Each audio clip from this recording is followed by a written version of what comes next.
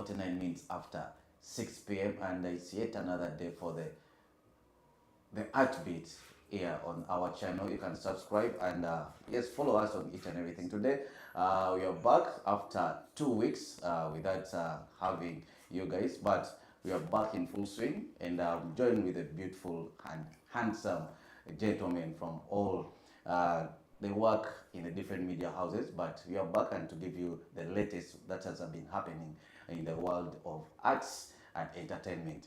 On my left is Isaac Sejombe from the Daily Monitor, followed by Patrick Sentongo, still from the Daily Monitor, and Andrew Kagwa from the Daily Monitor. Good evening, gentlemen. But you just simplify it. Daily Monitor is under Nation Media. Yeah. And Nation Media has very many And of course, I'm Nathan Atlok from the Observer. So you would as well say Andrew Kagwa from NTV, Patrick from Daily Monitor, Dembe. Isaac from Dembe. Okay. Tusigara tulichimu ate mukende yafe. So, for the 2 weeks, we have been seeing big size baby called Moses Sally. Bawaziwena. Yes, doing the media tour for the Break the Chains album. Starting with Kenya, of course, where he spent about 4 days before he flew again back to Uganda to campaign for the speaker. And of course, Andrew, you have been there for the 2 weeks. Could you briefly tell us paint a picture for the viewer who didn't travel? He was not only there, he was the mastermind of the tour. So when I want to start by complaining, why didn't you have the show for 2 weeks? Because of the technical glitches that we had. But also now, we felt like you had to come clean on the breaking the chains.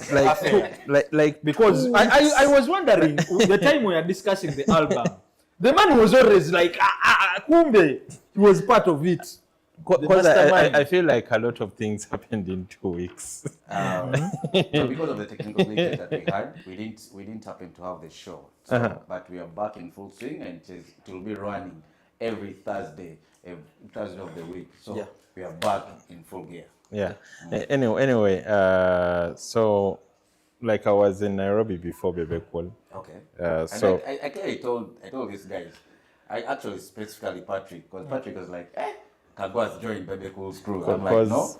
The guy has gone there for his other art. I was in Nairobi a bit early, and then to prepare.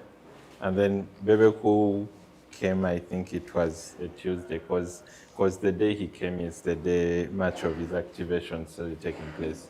He came on a Tuesday, and that's when the press conference happened, the one in Nairobi. The press conference in Nairobi was really amazing. And I remember, okay, for me, some of the things that I saw at the press conference that were really amusing. One, the media, the media, and then their knowledge of asking questions. Their knowledge of the person they had.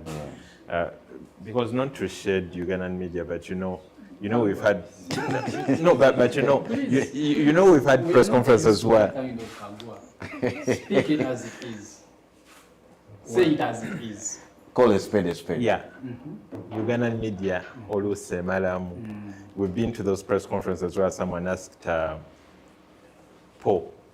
Is it Paul or Peter? Yes. Where Peter is his brother. Are you still together? Why separated and all? No, someone asked him if they are brothers with Peter. Like they were asking Peter Okoye if he's brothers with Paul Okoye. And you're like, wait, where did that come from? And then we've been at others where someone asked, I think, one of the guys of Morgan Heritage, how long their dreadlocks were. Yeah, we've had a couple of very funny ones. So for me, the media was one of the winners because they seemed to understand Bebe Cool, the artist. They seem to have done their research. They knew the music he has done before, to one extent that someone was like, you were last in Kenya in 2017 when you came for Cook Studio, and I was like, oh, that's some good background work they did. We don't usually do that when it comes to us. When it comes to Bebe Cool, I think he was very, I don't want to say rehearsed, but he seemed to know his answers, and that's consistently from Kenya to TZ. He seemed to know his answers, like he knew when to bring in the numbers, and even when you cannot ask him to quantify the numbers, but they made sense when he brought them out. Say because there was a time when he said we're about 150 million people. I later got to learn we're about 300 million, like East Africans all together. He was like, we're about 150 million people. If just 50 of that came together and started supporting music and streaming it, like we would create a movement, and whether we like it or not, like big companies will notice African, East African, they will come and do things here. Yeah, so I like the element he was in, which I think had a lot to do with the fact that he wasn't in Uganda. Because when he's in Uganda, there is that thing where he's like, okay, like when he's in Uganda, even when he comes to a press conference, he's big size. Like he carries himself as big size. And in the element of big size, there's going to be a journalist that will tell him, Oliwa Kabinyo Chigwa Singer, and that will create a shift, I think, in the atmosphere. And then before you know, even the way he's addressing this whole thing will change, which wasn't there in Nairobi. So, and then of course, to cap the whole thing, I think Nazizi and Waire for me were like such highlights when they came in, and just like to kind of celebrate the moment with him. And then there was a guy who's Fundi Funk. Yeah, there was a guy, Fundi Funk. Fundi Funk is one of the pioneers of hip hop in Kenya. But then he went on into DJing, and so he was one of the very first DJs to I think play Bebe Cool when he was starting out back then, and he was at that presser. And I think he even got to ask a question about his longevity, because he was telling him, like, clearly, even when you see in Kenya where you started out, most of the people you started with are no longer active. They are no longer actively doing music. Yeah, so I think for me, Kenya was amazing. They had a lot of knowledge when it came to who Bebe Cool was. The artists, they had a lot of knowledge. They knew him. Yeah, they knew him. How was the reception musically Musically, of the album? like I will start by saying, like, because Kenya and Uganda are kind of interlinked, it was easier to even know which music they're listening to. Because I remember I had asked Anyiko, who was handling the gear, like, which music which Bebe Cool music from the album are they listening to, if they're listening to any. And she had said most of them, since the album dropped, much drawn towards Motivation and Check, and then African Love, which features Yemi Alade. And that's mainly because I think Kenyans love Yemi Alade so much. And all that. And then they love Joshua Baraka so much. For Motivation, I still didn't understand, but it seemed like a very popular song, even when you see the TVs we went to. It's one of those songs they easily referenced. Like, yeah, you've recorded songs like Motivation, like it is the road of the tongue for them. So those three songs are the ones they're listening to the most. So you talked about Anyiko. I want us to look at this entire arrangement from a point of organization. Anyiko, I've worked with that team. There is a time they were doing something with them, and I worked with them. I want to understand at their level, the magnitude for Bebe Cool to work with them shows a certain level of organization, because there are very many artists who will come through even in Uganda here without them. Nebaja, nenga tanafuna na plan of I'm going to go here na byonna nabikolera on ground. Nga they are Ugandans? So. No. I think for me, the first time I saw that lady, it's when Irene Talley was rumored. I think she was signed under Universal Records. Yeah. Yes. Then we had the listeners party at the Samba in Kololo. That's when the first time I saw that lady. Aniko. Yeah. And she really works good. Kuongeza Patrick's point, it was Patoranking. He abruptly appeared at the airport. He was briefly detained. He didn't have any plan. A press conference was held, but he was here for, was it a media tour? Yeah. Or anything, but they did not have any. Yeah. Is that the day when they had the press conference at Africana? Yes. That night. So for me, it shows prior organization. Yeah, for yeah. him. Just tell me about how on ground, because you were in Nairobi before Baby Call. So I remember you sent us a message and told us, unfortunately, I found myself at Baby Call's press conference. Yeah. I want to understand the arrangement. The choice of words. How am I calling myself? Yes, So I was particular with the words used. So I want to understand how was the organization by that PR team in relation to Baby Call's interest. One, Anyiko is amazing when it comes to being organized and being streamlined and everything. When you talk about Baby Call's interests, you see, I feel like you're talking about something that works for Baby Call. When it comes to Baby Call's interests of making sure that he Gets the publicity is there, that one was done. But I think what I'm going to say is for the Ugandan in me. You know how in Uganda tujubisa, like febintu byaffe we hype and tujanjawaza nnyo, because I have a feeling, like, which one do you think is the best car, like the best car at the moment, like the one that can make Ugandans stand? Tesla? Yeah. The So Cybertruck? I'm thinking if that media tour had been organized by Ugandan, trust me, Baby Cool would have arrived in a Tesla. And there would have been like two, where one is just empty, but they just have to be two. Because Maybe one carries the wife. yeah, maybe one carries, because that's how Ugandans are, like For a press conference, We- you must put something like something first grab the attention The before attention the main. before the main. Do you think it's bad? it for other people it's too much. Because we both know when Nameless first came to Uganda, when Ogopa DJs first Yes. came to Uganda, the Yeah. kind of attention they were given Yeah. straight from the They airport. still talk about They it. still talk about They it. still talk about it. Yes. Yeah. So like there is a way we are way too much, which is a good thing for we have that showbiz that I feel like maybe she kind of wasn't briefed about. So like yeah, when they arrived, like the cars were amazing. But if it was Uganda, trust me, we wouldn't use those cars. Not that they are bad, but we would always want to go extra.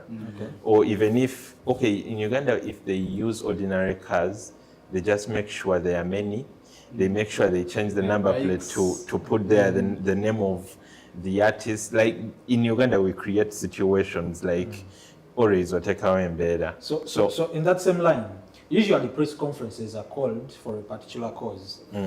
I've seen press conferences that happen here, and it has become a norm in Uganda. A press conference where the main deal is Afrigo celebrating 50 years. But on the same press conference, a person starts to ask things that are totally different, but still about Africa, you know? And maybe I'll give an example. They keep asking. You used to perform let me search such and such a venue. Why don't you perform there anymore? Yet the main cause of the like in Uganda, press conferences tend to shift from their main cause to something else.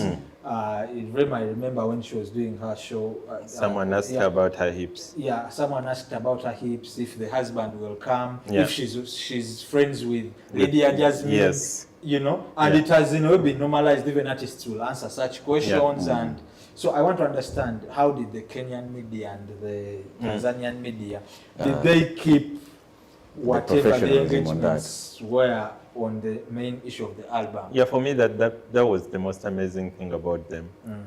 They stayed on to that album. They asked him about the choices of collaborations. Most of them were interested about knowing why there wasn't a Kenyan.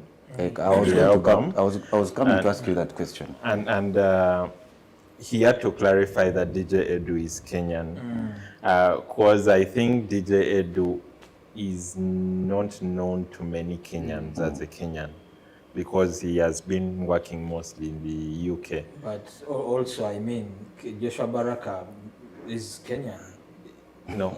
He's not. At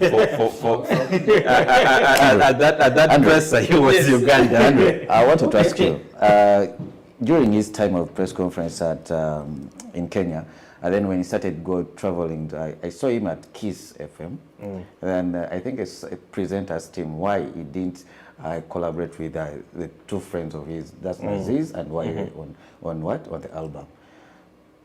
What was his response? Okay. Because since I wasn't in that particular interview, but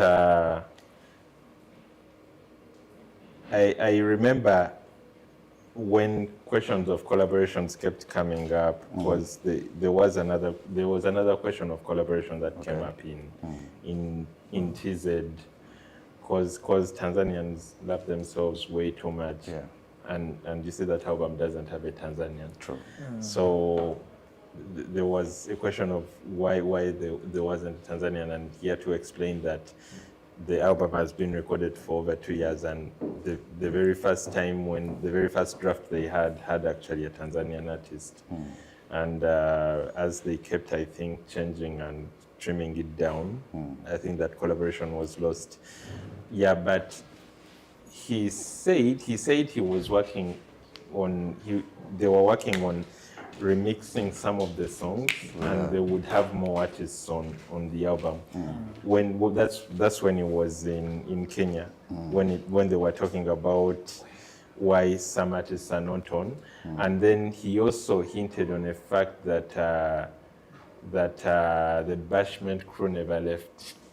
So there is a possibility that they might do music. Isaac, you have been so silent. Because I was letting Kagwada digest his whole trip, his 2-week trip. But Maybe the question we forgot to ask. At what point do you get on the bread team? And what was your role? And in regards, when you look at what you were paid, does it speak to the 11 billion that total amount to the entire budget of the album? I will not mention my role. I will not mention my role. But you were on the team. I was on the team. I will not mention my role. Okay. Yeah. Yeah, but I will tell you. Wait. What do you mean? But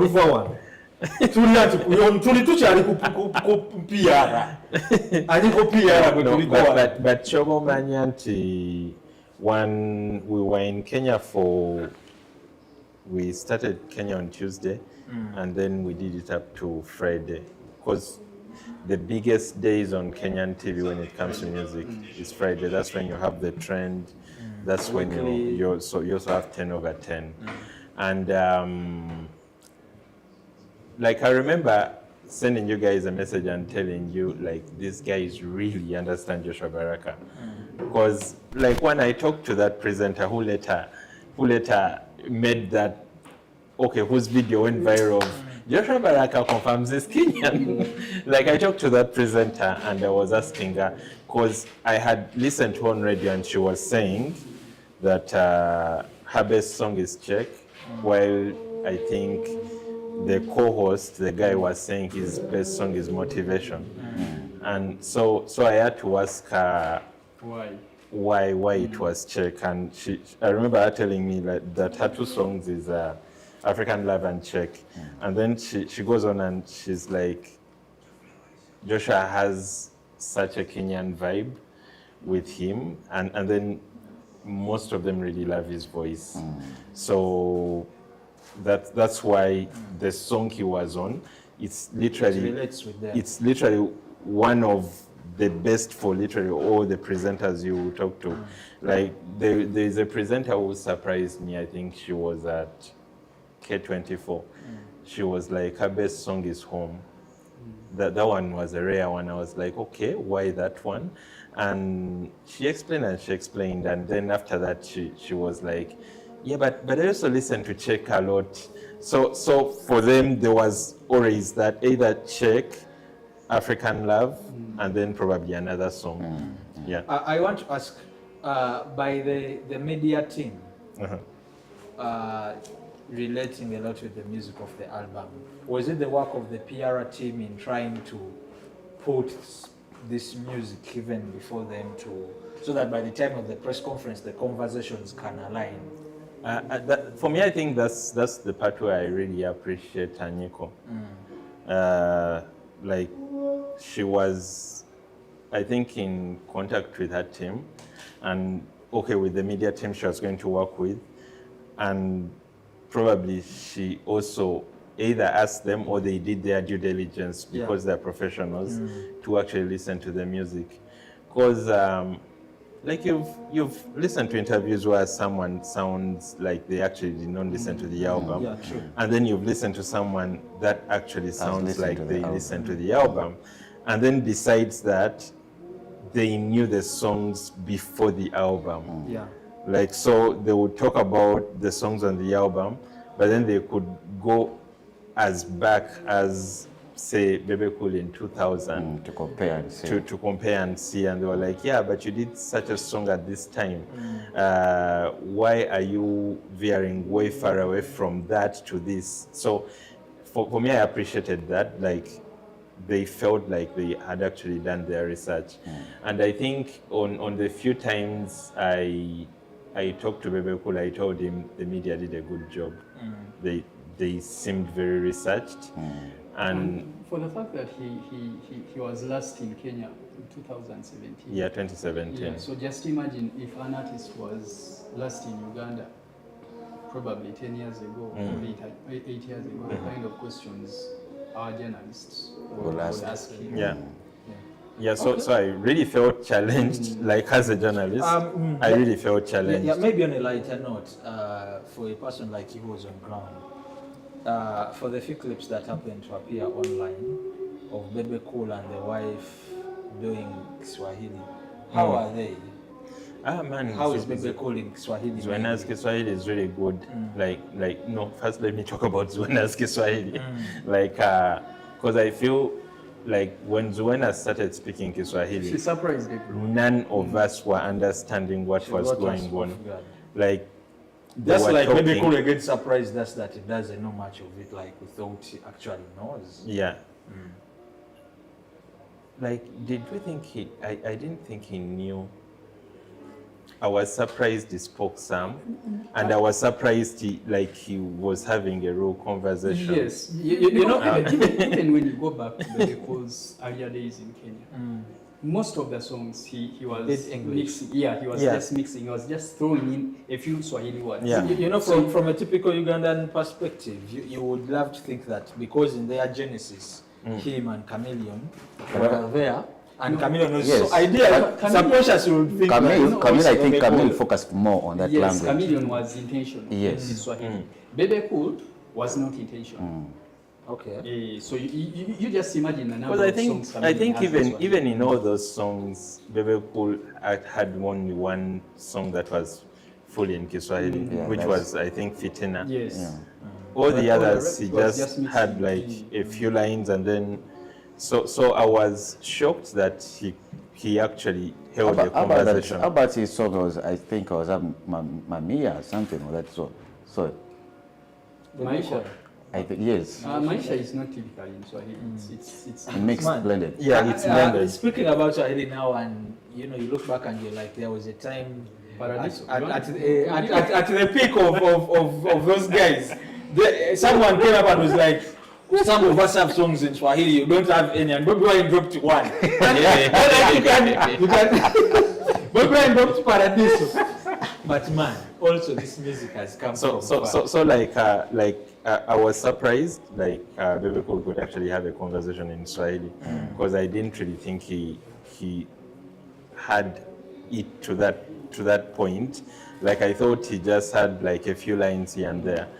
But then when Zuena started talking, like you just enjoyed looking alike, and you're like, and you had no idea what was going on.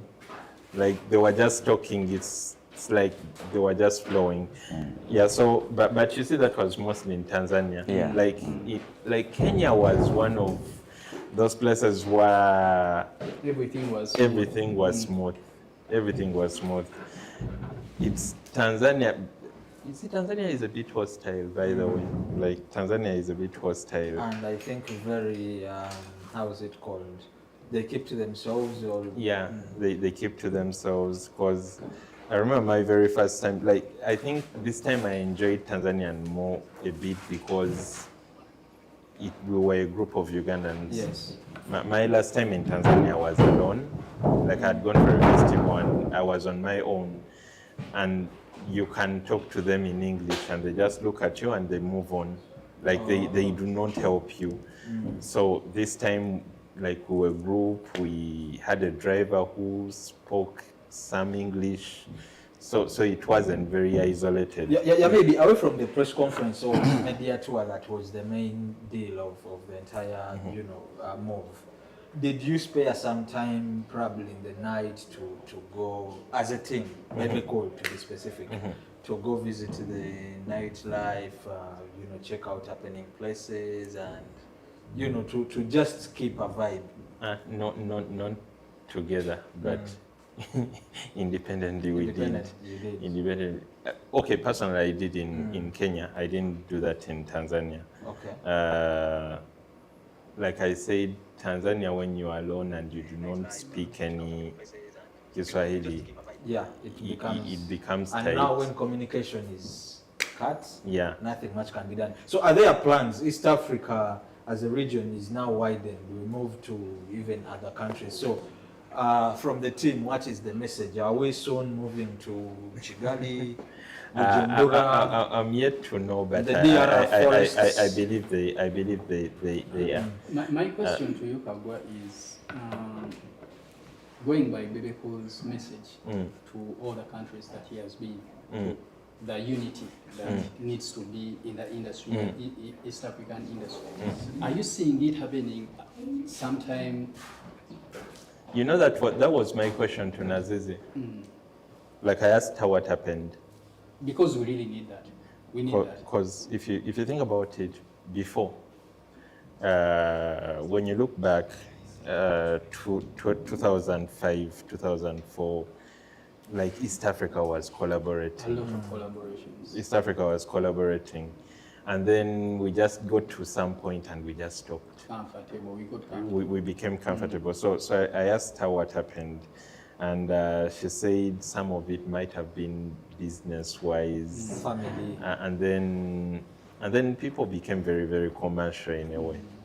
Because when you think about the top artists of East Africa in 2005, 2003, all those people collaborated with each other, and then we come to this era where Diamond has been on top for all that time.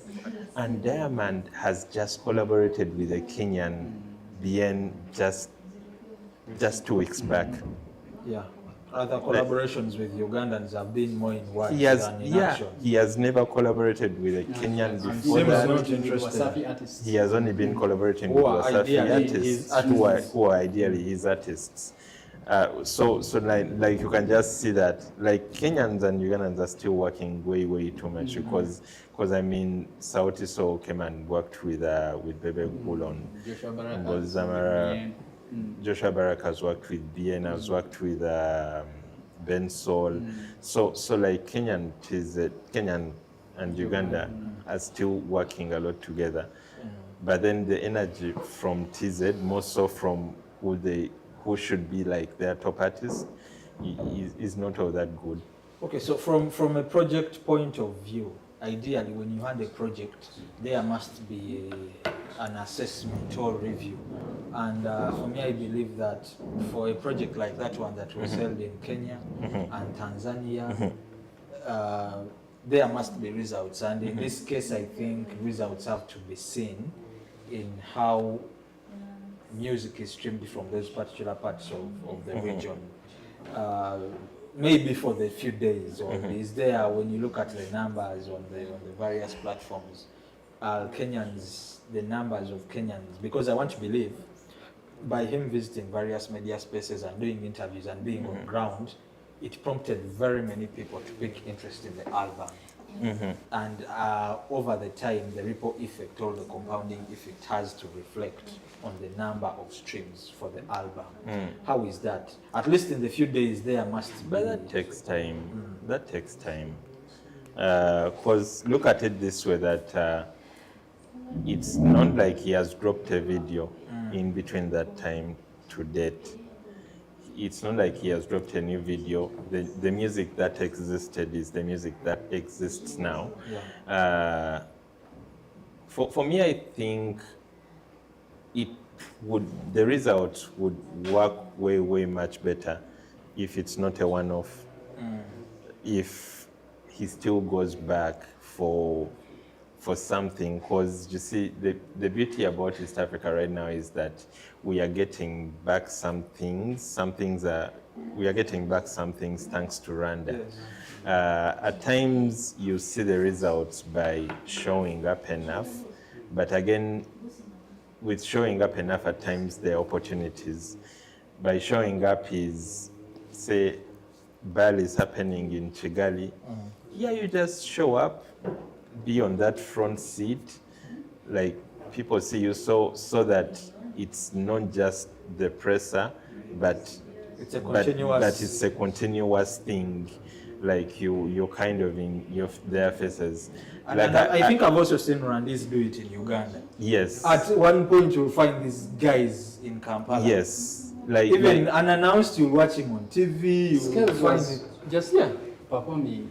The guys who were on this song of Food the Tour. Those guys. Yeah. Those ones are in Kampala most of the time. Yeah. So that's something you're talking about. Like he has to keep showing up in those places. Like this cannot be enough. And I think the South Soul, even before they split, they were doing the same thing. Guys used to be in Kampala. Yes, you used to find them in Aguru there. Like you find them in Aguru before you know, like they make like a kind of appearance somewhere in a posh bar. They do not perform, but here you see them around. And of course, by the virtue of them being around, the DJ will play a couple of their songs because they're around. So I think this cannot be enough, but it's the beginning. That if he shows up again, he will not be reintroducing himself to those people. Okay. They will know him. At the point of the media tour, the Break the Chains story has been... Are we going to discuss only Bebe Cool? Yeah. It's what we are discussing. So we have other topics. No. We're even about to finish. No.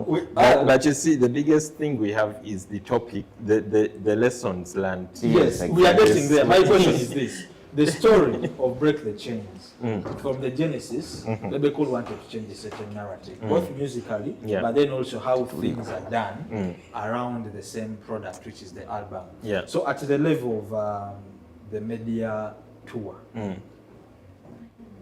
for you who has been part of the team, at least out of the country, is he satisfied that he's achieving some of the things he presumed to achieve all change?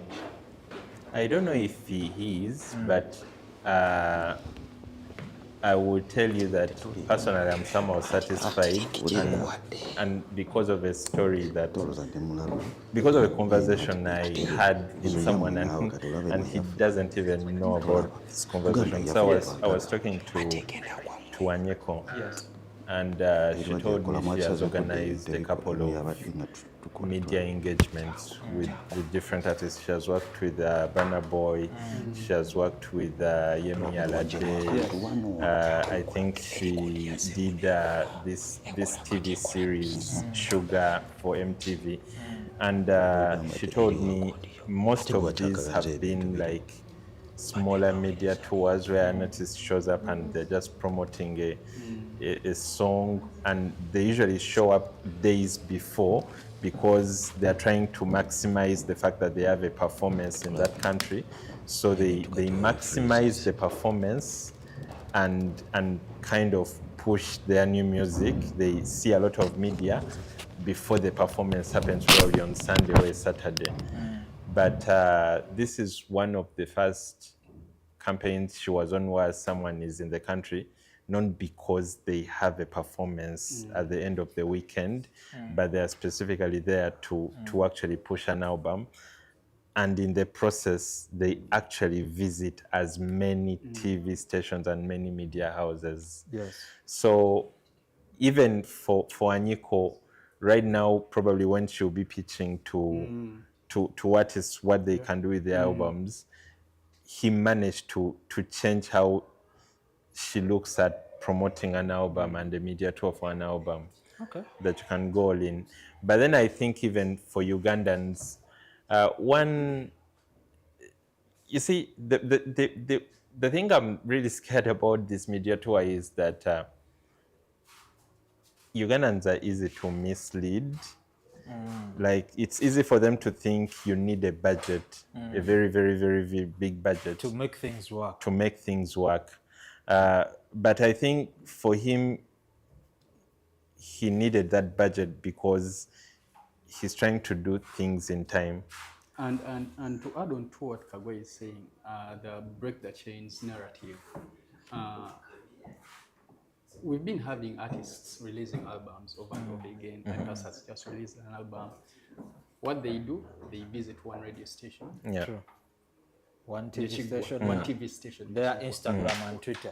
Yeah. So with Bebe Cool's Break the Chains album, He has really broken the chains. Yes, he's showing that you can need go a media ahead. tour. Yes. You need your album to be heard. You need your album to be seen. Exactly. Not just for a specific kind of audience, but for everyone to notice. And for me, I will credit Bebe Cool for that, because I will tell you, for the past 5-6 years, I'll speak about from the time around COVID, because for me to practical in the modern day age of Ugandan music, it was from COVID that this album element started coming up. But when you look at that time, we had Wyke Benda come up with Chirabo. But you just ask someone randomly. Yes. One song from Chirabo album. From Chirabo album. Even Epas is just Even released. Epas with very many songs. But even the haters, Yeah. Bebe Cool haters, will at least know 3 songs. I am, I am a big fan of Irene Intali, and in the COVID she released an EP called Sukali with quite good music. An amazing EP. It also just went like that. Yeah. We've seen Shiba along the way had Summary. Yeah. The album in COVID. Yeah. You know, So Bebe Cool, for me, I'll credit him for that, because like we are speaking here, even people like Isaac, I said, even people who are not Bebe Cool lovers, for this album, trust me, even for a person who has not streamed, knows that at least there is check. He knows, which is because of the efforts that he's trying to do. So for me, I think for the artists, that's one thing they can pick from him. True. He has really broken the chains in that line. True. Like, so that's the other thing I was going to say, that at least I know right now for a Ugandan artist who's releasing an album, like, there is a benchmark. But even for that artist that does not have a very big budget, when you're releasing an album, you need to start by creating your relationships way, way earlier. Because I will still give an example of Joshua. Like, Joshua is one person who has really survived a lot of relationships related. You can start creating your relationships earlier, make friends with presenters, that by the time you think of dropping something, you can start talking to them even before it drops, so that you can get your media tour by just jumping on a bus with your manager, and before you know you're in Nairobi. And things are working out. And you start working out things. Like, you might be so shocked how people can be welcoming if you have some sort of relationship with them. Yeah. Before we close, Andrew, I wanted to ask from you, not once, not twice on the different editions of the Artbeat, we've discussed Break the Chains. And one of the key highlights in there was the aspect of Bebe Cooley's being in bed with the Ugandan political, he's a player, I mean. And still on this tour, we saw him have a break, come, go join the Speaker of Parliament as she picked her forms for nomination, and then she dropped back. That very day. How did that affect the team that was on ground within the other side? Because I want to believe Anyiko, who was the mastermind behind the tour and the proceedings on ground in Kenya, when she was planning earlier, probably for that day or the time that he returned, they had not yet known that the speaker would. So did Bebe Cool's No, move I think they knew. Yeah, I think they knew, because that day was free during the day. Because he followed the speaker to pick her nomination forms on a Friday, if I remember very well. That's the Friday in the night. That's the Friday in on the night 10 when over he 10. performed on 10 over 10. So the day was free, but it was busy in the night. Yeah. And I think he came, then moved back. 45 minutes a flight from Nairobi to Kampala. Yeah. Though, okay, if it's just my perspective, like I would have found that stressful. Yeah, I know. And speaking about that, I've watched Bushington, who is of course one of the guys big on that project. He was also saying that Bebe Cool, at his level, there are things that he does and I don't agree with. And in the normal circumstances, I would not actually choose to work with a person, any other person who would be doing that. But then he's like, Bebe Cool, you need to understand that he's been here long enough, and you give him his respect, and then you get to understand that some of these things he knows exactly what he's doing. So you choose to stay in your lane and let him handle. And then he also said that he's done some of these things and they have in a way affected him and he's seen, but he chooses to keep doing. Meaning he has. You see that the day when he came back, that's the day we did Nation, and. Nation is strict. Yeah. Nation is strict. That's and like it is here. Yeah, it's strict because I remember I had to use my ID to access. They are very, very strict when they're like, we only need this number of people inside, not more, not less. So I had to use my Ugandan ID to access. So like I was worried. I was like, because Nairobi jam is crazy. More than here. Theirs is crazy. And you see, the craziest jam is the organized one. Because you don't shift. Because the disorganized one, you're so sure. Yes, you're so sure of what caused it, and then you can maneuver it. Yes. Theirs is organized. Like, it's not like there is a truck that's parking somewhere. No. It's not like the system couple of borders you. that it's the system that's stopping you. Yeah. So personally, I was worried. I was like, are they going to make it in time? Because you know how Nation can be. Yeah. But yeah, they kind of made it here. I think he was the last guest that day. He performed. He closed the show, and then we had to proceed to 10 over 10, and he closed the show that side as well. I watched the 10 over 10 performance. Yeah, it was big. Yeah, and I think it was 10 over 10 that made me realize, like, for whatever it is, like Kenyans, Joshua has something on Kenyans. Because No wonder they own him now. no wonder they Yeah, own but him Andrew, now. also important to notice that around the same time, Kenya was having certain kind of riots and the youth. Speaking protesting about was- riots, I was really worried for Bebe Cool when he announced that he was going to have a media tour in Kenya. Because Around the time.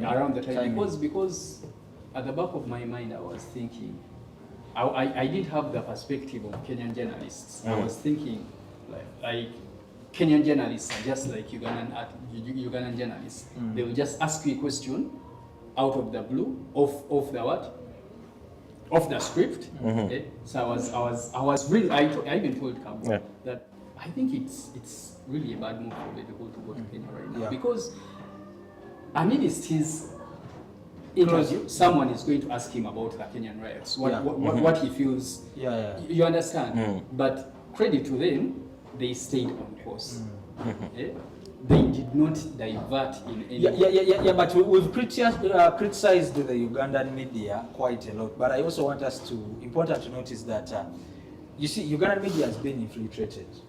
Today we have a lot of people who are media, social media users, the kind of citizen journalism. Today in Uganda, even for a press conference, you will be surprised that an artist will be more interested in YouTubers or TikTokers than the key journalists. Because if sorry to interject you, Bebe Cool went with TikTokers. With TikTokers, you can imagine. He didn't have a mainstream person, not even a TV personality from this side to go with him. And thanks to I think because he met Andrew. Even Kagwa just was not a part of it. He was hijacked. Yes, he was just hijacked. And found himself. So I had a conversation with someone and said that, you see, yes, TikTok is a deal right now. But trust me, at the end of the day, your work is not moving. Exactly. Because I guarantee you, among all those people that went, no one has done the review about it. No, but I think Anyiko did a good job. I've seen an interview they ran on a popular website. Which is okay. In Nigeria. Yes, in Nigeria, but I'm saying now here in our own. True.